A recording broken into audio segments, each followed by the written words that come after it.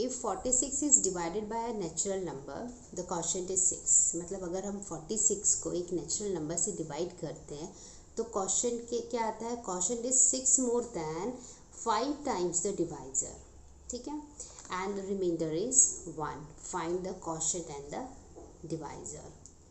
तो चलो हम लोग लेट कर लेते हैं, let divisor be x, divisor को हम लोग लेट कर लेते हैं। हम लिख लेते हैं question number 9, let divisor be x, और यहाँ पे हमें यहाँ पे डिविडेंड दिया हुआ है 460 का, क्योंकि 460 को ही हमें डिवाइड करना है ना, तो जिसको हमें डिवाइड करना होता है वो डिविडेंड होता है। तो हम लिख देते हैं डिविडेंड इज इक्वल टू 460। अभी क्वोशिएंट के बारे में उन्होंने क्या कहा है, देखो quotient is 6 more than 5 times the divisor. तो quotient is 6 more than 5 times the divisor. और रिमाइंडर के बारे में क्या कहा है, रिमाइंडर इज 1। तो r इज इक्वल टू 1। अभी देखो हमें एक फॉर्मूला पता है, कौन सा, dividend is equal to quotient into divisor plus remainder, ठीक है।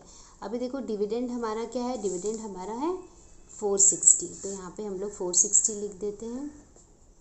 क्वोशिएंट है 6 + 5x, तो क्वोशिएंट की जगह पे हम लोग 6 + 5x लिख देते हैं।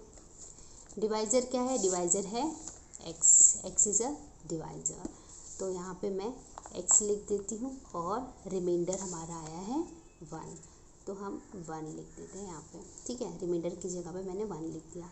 अब हम इसको सॉल्व कर लेते हैं। तो देखो कैसे होगा, 460 तो अपनी जगह पे है, ये ब्रैकेट ओपन होगा तो ये 6x हो जाएगा प्लस 5x² प्लस 1।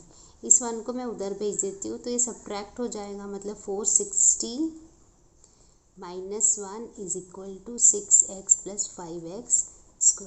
460 में से 1 गया तो 459 is equal to 6x plus 5x²। अभी देखो इसको मैं इधर लेके जाऊंगी, ये सब अपनी जगह पे, तो इसका कोई साइन चेंज नहीं होगा, पर इसका साइन चेंज हो जाएगा। तो मैं पहले इसको लिख देती हूँ, क्या है 6x प्लस 5x², यहाँ से 459 आ जाएगा तो वो हो जाएगा नेगेटिव 459 इज इक्वल टू 0।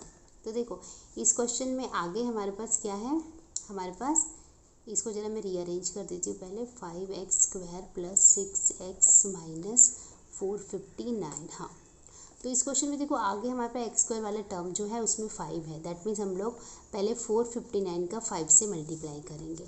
तो देखो 459 इंटू 5, गाइज मैंने ऑलरेडी किया था, तो इसका आंसर आ रहा है 2295। अब इसको सॉल्व करके चेक कर सकते हैं।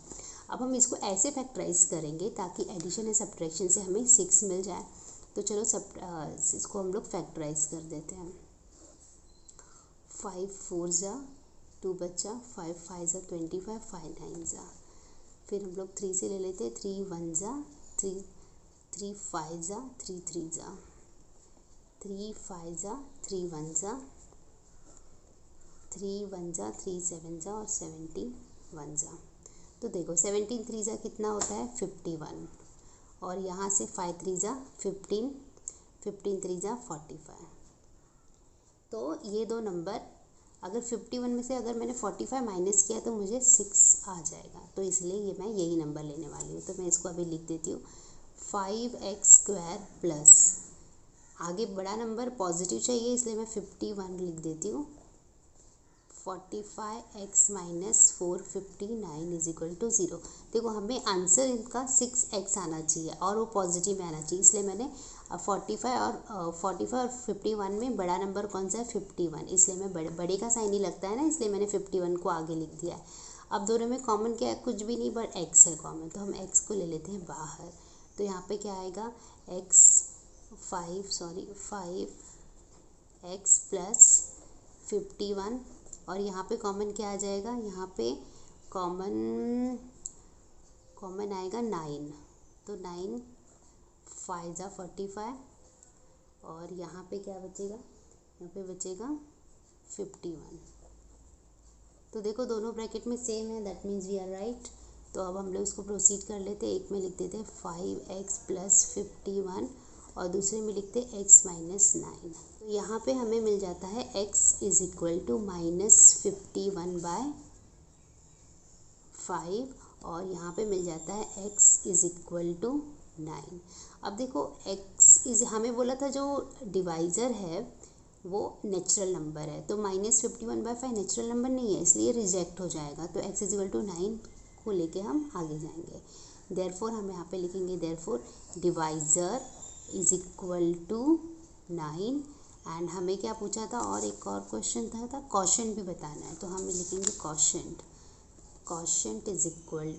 = हमने लिखा था ना यहाँ पे क्वोशंट क्या था, देखो क्वोशंट 6 + 5x था, तो मैं यहाँ पे लिख देती हूँ 6 + 5 × x, मतलब 6 + 5 × 9, 9 × 5 = 45।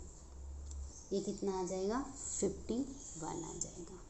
Okay guys, thank you.